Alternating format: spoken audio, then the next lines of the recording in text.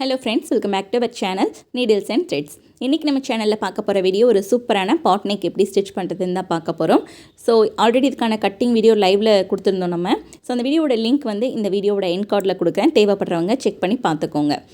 இது வரைக்கும் நீங்கள் பாட் நெக் ஸ்டிச் பண்ணதில்லை, இப்போ தான் ப்ராக்டிஸ் பண்ணிகிட்ருக்கிறீங்க பிகினர் அப்படின்னா உங்களுக்கு இந்த வீடியோ ரொம்பவே யூஸ்ஃபுல்லாக இருக்கும். ஸோ வீடியோவை ஸ்கிப் பண்ணாமல் பாருங்கள். ஃபர்ஸ்ட் நம்ம நெக் பேட்டர்ன் ஸ்டிச் பண்ணுறதுக்கு முன்னாடி மெயின் ஃபேப்ரிக்கோட நல்ல பக்கம் நம்மளை ஃபேஸ் பண்ணி இருக்கிற மாதிரி இருக்கணும். ஸோ மெயின் ஃபேப்ரிக்கோட நல்ல பக்கத்து மேலே நம்ம ஆல்ரெடி கட் பண்ணி எடுத்து வச்சுருக்கிறேன் லைனிங் ஃபேப்ரிக்கை இந்த மாதிரி ப்ளேஸ் பண்ணிக்கோங்க. ஸோ கரெக்டாக சென்டராக பார்த்து ப்ளேஸ் பண்ணிக்கோங்க. மெயின் ஃபேப்ரிக்கோட அந்த இடுப்பு பகுதியும் லைனிங் கிளாத்தோட இடுப்பு பகுதியும் கரெக்டாக ஒன்றா இருக்கிற மாதிரி பார்த்துக்கோங்க. கீழே மட்டும் சேமாக இருந்தால் போதும். மேலே வந்து உங்களுக்கு மெயின் ஃபேப்ரிக் லைனிங்கை விட எக்ஸஸாக தான் கட் பண்ணியிருப்போம். ஸோ மற்ற இடமெல்லாம் உங்களுக்கு ஒன்றும் தேவையில்லை. ஸோ கரெக்டாக சென்டராக இருக்கிற மாதிரி ப்ளேஸ் பண்ணிவிட்டு சுற்றி இந்த மாதிரி பால் பின் போட்டு செக்யூர் பண்ணிக்கோங்க. லைனிங்கில் மட்டும்தான் நம்ம நெக் வந்து கட் பண்ணியிருக்கோம், மெயின் ஃபேப்ரிக்கில் கட் பண்ணலை. ஸோ இந்த மாதிரி நீங்கள் சுற்றி பால் பின் போட்டு செக்யூர் பண்ணிட்டீங்கன்னா உங்களுக்கு லைனிங்கும் மெயின் ஃபேப்ரிக்கும் ஒன்றோட ஒன்று மூவ் ஆகாமல் கரெக்டாக அதே ஷேப்பில் இருக்கும். ஸோ ஸ்டிச் பண்ணுறதுக்கே ஈஸியாக இருக்கும். ஃபர்ஸ்ட் வந்து இந்த மாதிரி ஒரு 1/4 இன்ச் டிஸ்டன்ஸ் கொடுத்து நீங்கள் நெக்லைனில் வந்து ஸ்டிச் பண்ணுறதுக்கு ஸ்டார்ட் பண்ணுங்கள். ஸோ நல்ல வீடியோவை பாருங்கள். இந்த மாதிரி ஒரு சிங்கிள் ஃபுட் கேப் இருக்கிற மாதிரி தான் நான் வச்சுருக்கேன். ஸோ அந்த மாதிரி நீங்கள் கரெக்டாக ப்ளேஸ் பண்ணிக்கோங்க. அப்படி இல்லை அப்படின்னா நீங்கள் ஒரு 1/4 இன்ச் வந்து ஃபுல்லாக சுற்றி மார்க் பண்ணிவிட்டு அந்த மார்க்கிங்லேயே நீங்கள் லைன் போட்டுட்டு அந்த லைன் மேலேயே ஸ்டிச்சஸ் வந்து போட்டு விடுங்க. ஸோ பார்ட் ஷேப்க்கான அந்த ஷார்ப் எட்ஜஸ் வந்தோடனே நம்ம வந்து அதை கீழே இருக்கிற அந்த ரவுண்ட் ஷேப் ஸ்டிச் பண்ணுறதுக்கு டர்ன் பண்ணிக்கணும். ஸோ டர்ன் பண்ணிவிட்டு எப்படி நம்ம அந்த வளைவுக்கு ஏற்ற மாதிரி ஸ்டிச் பண்ணுறோன்றதை பாருங்கள். நீங்கள் கரெக்டாக ஸ்ட்ரெயிட்டாக துணியை இழுத்து பிடிச்சி தைச்சிங்கன்னா உங்களுக்கு ஷேப் வந்து மாறிடும். ஸோ அதே அந்த வளைவுலேயே அந்த ரவுண்ட் ஷேப்புக்கு ஏற்ற மாதிரியே நீங்கள் வந்து தையல் போட்டு எடுத்துருங்க. ஸோ தையல் போட்டதுக்கப்புறமா சுற்றி நீங்கள் செக்யூர் பண்ணியிருக்கீங்க இல்லையா பால்பின், அது எல்லாத்தையுமே ரிமூவ் பண்ணிடுங்க. ரிமூவ் பண்ணிவிட்டு சென்டரில் இருக்கக்கூடிய அந்த மெயின் ஃபேப்ரிக்கோட எக்ஸஸை கட் பண்ணிடுங்க. ஓகே, கரெக்டாக நம்மளுக்கு நெக் பேட்டர்ன் மட்டும் லைனிங் இருக்கிற மாதிரியே நீங்கள் வந்து மெயின் ஃபேப்ரிக்கையும் கட் பண்ணி எடுத்துருங்க. ஸோ கட் பண்ணி எடுத்ததுக்கப்புறமா சுற்றி வந்து இந்த மாதிரி ஸ்மால் கட் கொடுங்க. ஃபுல்லாக சுற்றி இந்த மாதிரி ஸ்மால் கட் கொடுத்துக்கோங்க. இந்த ஷார்ப் எட்ஜில் மட்டும் நல்ல கொஞ்சம் அந்த தையல் வரைக்கும் ஒட்டி நீங்கள் வந்து கட் பண்ணி விடுங்க. ஸோ 2 சைட்லேயுமே அந்த ஷார்ப் இதில் வந்து கொஞ்சம் நல்ல தையல் வரைக்கும் ஒட்டி நீங்கள் வந்து கட் பண்ணி விடுங்க. அப்போ தான் நம்ம திருப்பும்போது அந்த ஷேப் வந்து நம்மளுக்கு தெரியும். ஸோ இதை அப்படியே வந்து லைனிங் வந்து உள்பக்கம் போகிற மாதிரி திருப்பி விட்டுக்கோங்க. ஸோ அந்த வி ஷேப் வருது இல்லையா ஷார்ப்பு, அந்த ஷார்ப் மட்டும் நல்லா திரும்புகிற மாதிரி ஃபர்ஸ்ட் வந்து எடுத்து விட்டுக்கோங்க.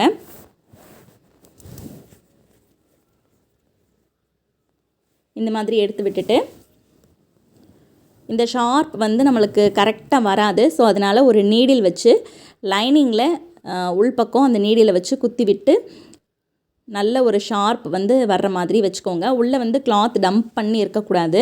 ஸோ எல்லா கிளாத்துமே வெளியில் வந்து உங்களுக்கு நீட்டாக ஃபினிஷிங் இருக்கணும். நம்மளுக்கு பார்க்கும்போது அந்த ஷார்ப் எட்ஜ் வந்து நம்மளுக்கு கரெக்டாக தெரியணும்.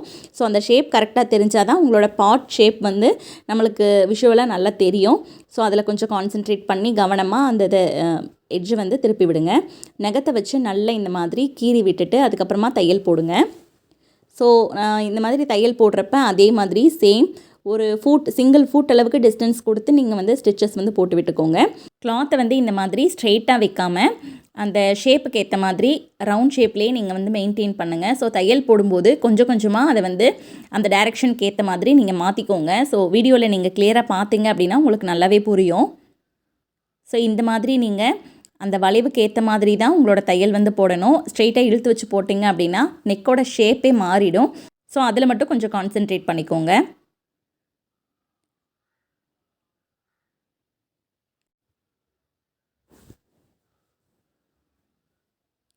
ஸோ ஃபுல்லாக இப்போ கம்ப்ளீட் பண்ணிட்டோம். பாருங்கள் அந்த ஷேப் வந்து எந்த அளவுக்கு உங்களுக்கு கிளியராக இருக்குது அப்படின்றத. இந்த மாதிரி நீங்கள் ஸ்டிச் பண்ணி போடுறப்ப ஃபினிஷிங் ரொம்பவே நல்லாயிருக்கும். ஸோ நம்ம சொல்லியிருக்கிற அந்த சின்ன சின்ன டிப்ஸ் எல்லாம் ஃபாலோ பண்ணிங்க அப்படின்னா நெக் ஷேப் வந்து ரொம்ப ஈஸியாக உங்களால் ஸ்டிச் பண்ண முடியும். அடுத்ததான் நம்ம லைனிங்கையும் மெயின் ஃபேப்ரிக்கையும் சேர்த்து வச்சு தையல் போட போகிறோம். இந்த மாதிரி நம்ம சேர்த்து வச்சு தையல் போடுறப்ப லைனிங்கோட கார்னர்லேயே வந்து தையல் போடுங்க. இந்த மாதிரி ஏன்னா இதில் கொஞ்சம் நீங்கள் ஒரு 1/4 இன்ச் டிஸ்டன்ஸ் இந்த மாதிரியெல்லாம் விட்டுட்டு தையல் போட்டிங்க அப்படின்னா ஃபினிஷிங் பண்ணி முடிச்சதுக்கப்புறமா உங்களுக்கு அந்த தையல் வெளியில் அசிங்கமாக தெரியறதுக்கான சான்சஸ் இருக்குது. ஸோ கண்டிப்பாக லைனிங் கிளாத்தையும் மெயின் ஃபேப்ரிக்கையும் சேர்த்து வச்சு நீங்கள் தையல் போடுறப்ப லைனிங் கிளாத்தோட ஓரத்துலேயே முடிஞ்ச வரைக்கும் கவனமாக பொறுமையாக தையல் போட்டு விடுங்க. அப்போ தான் பார்க்குறதுக்கும் நீட்டாக இருக்கும்.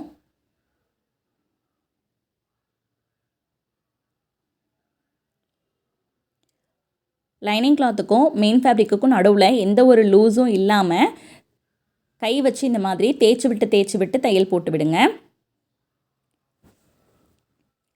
இல்லைனா உங்களுக்கு மெயின் ஃபேப்ரிக் லூஸ் இருந்துச்சு அப்படின்னா உங்களுக்கு ஃபினிஷிங் கண்டிப்பாக நல்லா வராது.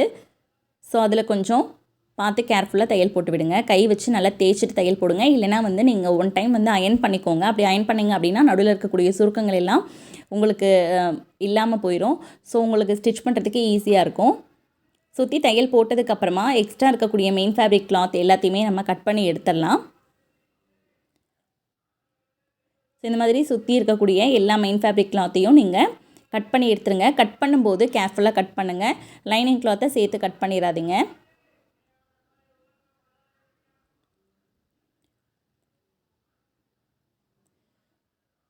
ஓகே, இப்போ அடுத்ததாக நம்ம பேக் வந்து பட்டி ஸ்டிச் பண்ண போகிறோம்.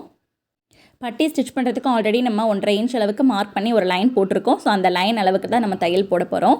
ஃபர்ஸ்ட் நான் வந்து ஒரு 1/4 இன்ச் அளவுக்கு துணியை இந்த மாதிரி மடித்து கொடுத்து ஓரம் அடிச்சுக்கிறேன். ரொம்ப அதிகமாக மடிச்சிட வேண்டாம். 1/4 இன்ச்சுக்கு மட்டும் நம்ம மடித்து ஓரம் அடித்தா போதும். ஃபஸ்ட்டு ஸ்டார்ட் பண்ணுறதுலேருந்து முடிக்கிற வரைக்கும் நீங்கள் ஒரே மாதிரியான டிஸ்டன்ஸ் மெயின்டைன் பண்ணணும். ஸோ அது உங்களுக்கு கொஞ்சம் கஷ்டமாக இருக்குது அப்படின்னா அந்த இடத்துலையும் ஒரு லைன் போட்டுட்டு அதுக்கப்புறமா நீங்கள் தையல் போடுங்க, ஈஸியாக இருக்கும். ஸோ இப்போ ஆல்ரெடி நம்ம லைன் போட்டிருக்கோம் இல்லையா, அந்த லைனுக்கு ஏற்ற மாதிரி மடித்து கொடுத்து ஓரத்துலேயே வந்து தையல் போடுங்க. ஸோ துணியோட எட்ஜில் வந்து கரெக்டாக நீங்கள் தையல் போடுங்க. எக்ஸ்ட்ரா இருக்கக்கூடிய பிசுரெல்லாம் அங்கங்கே அப்பப்போ கட் பண்ணி விட்டுருங்க. அப்போ தான் பார்க்கறதுக்கு நீட்டாக இருக்கும். இப்போ அடுத்ததாக பேக் டாட் பிடிக்க போகிறோம். ஸோ பேக் டாட் பிடிக்கிறதுக்கு ஷோல்டரோட சென்டர் மார்க் பண்ணிக்கோங்க. ஃபஸ்ட்டு ஷோல்டரோட சென்டர் மார்க் பண்ணதுக்கப்புறமா ஸ்கேலை ஸ்ட்ரெயிட்டாக வச்சு கீழே வரைக்கும் நீங்கள் மார்க் பண்ணிக்கோங்க. லைன் வந்து ஸ்ட்ரெயிட்டாக நீங்கள் போட வேண்டாம். பட் லாஸ்ட்டாக இடுப்பு பகுதியில் மட்டும் ஒரு மார்க் வந்து பண்ணுங்கள். அந்த மார்க் வந்து உங்களுக்கு ஷோல்டரோட சென்ட்ரு இருக்கிற மாதிரி இருக்கணும். ஓகே, ஸோ அந்த மார்க்கை நீங்கள் சென்டராக வச்சு அதுக்கு லெஃப்ட் சைடில் ஒரு 1/2 இன்ச்சும் ரைட் சைடில் ஒரு 1/2 இன்ச்சும் மார்க் பண்ணிக்கோங்க. இது வந்து பேக் பார்ட் டாட்டோட விட்து இப்போ நம்ம மார்க் பண்ணது. ஸோ டாட்டோட ஹைட் வந்து நான் ஒரு 4 இன்ச்சுக்கு மார்க் பண்ணிக்கிறேன். 4 இன்ச் மார்க் பண்ணிவிட்டு அதை ஸ்ட்ரெயிட்டாக ஒரு லைன் போட்டுட்டு அந்த லைனை இந்த மாதிரி எடுத்து நீங்கள் 2ஆக ஃபோல்டு பண்ணிக்கோங்க. ஃபோல்டு பண்ணிவிட்டு 1/2 இன்ச் வந்து நம்ம பேக் பார்ட் டாட்டோட விட்து வந்து மார்க் பண்ணியிருக்கோம் இல்லையா, அதை வந்து க்ராஸாக இந்த மாதிரி ஸ்கேல் வச்சு லைன் போடுங்க. கரெக்டாக இங்கே வந்து டிஸ்டன்ஸ் 1/2 இன்ச் கொடுத்து போக போக அந்த டிஸ்டன்ஸ் கம்மி பண்ணிகிட்டே வந்து லாஸ்ட்டாக வந்து கார்னருக்கு வரும்போது ஓரமாக வரணும். அந்த மாதிரி நல்லா ஷார்ப்பாக தையல் போட்டு விடுங்க. ஸோ நீங்கள் அந்த ஷார்ப்பாக மேலே வர்ற இடத்துல கொஞ்சம் அகலமாக நீங்கள் போட்டுட்டீங்க அப்படின்னா பார்க்குறதுக்கு அவ்வளோவா நல்லா இருக்காது. அந்த இடத்துல தூக்கி பிடிச்ச மாதிரி இருக்கும். பேக் சைடு பார்க்குறதுக்கு ஏதோ ஒரு மிஸ்டேக் இருக்கிற மாதிரி இருக்கும்.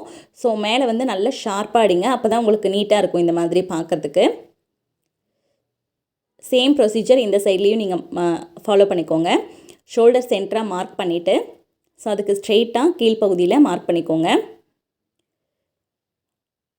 டாட்டோட ஹைட் வந்து 4 இன்ச் மார்க் பண்ணிவிட்டு 2 சைட்லேயுமே ஒரு 1/2 இன்ச் மார்க் பண்ணிக்கிறோம். அது வந்து வித்து.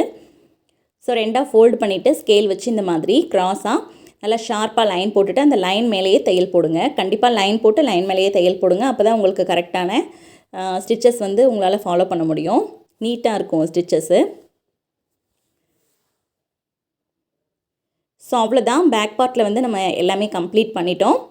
ஸோ இதுக்கப்புறமா ஃப்ரண்ட் பார்ட்டில் எப்படி நம்ம பர்ஃபெக்டாக டாட் பிடிக்கிறது, கப் ஷேப் வந்து எப்படி நம்ம பர்ஃபெக்ட் ஷேப்பில் கொண்டு வர்றது அப்படி எல்லாமே நம்ம மற்ற டீட்டெயில்ஸ் எல்லாம் நாளைக்கு வீடியோவில் வரும். ஸோ வீடியோவை நீங்கள் மிஸ் பண்ணாமல் பார்க்கணும் அப்படின்னா சேனலை சப்ஸ்கிரைப் பண்ணி வச்சுக்கோங்க. கூடவே பக்கத்தில் இருக்க பெல் ஐக்கானை கிளிக் பண்ணி ஆல் என்ற பட்டனை ப்ரெஸ் பண்ணிக்கோங்க. அப்போ தான் நம்ம சேனல் வீடியோஸ் வந்து உங்களுக்கு நோட்டிஃபிகேஷனாக வரும்.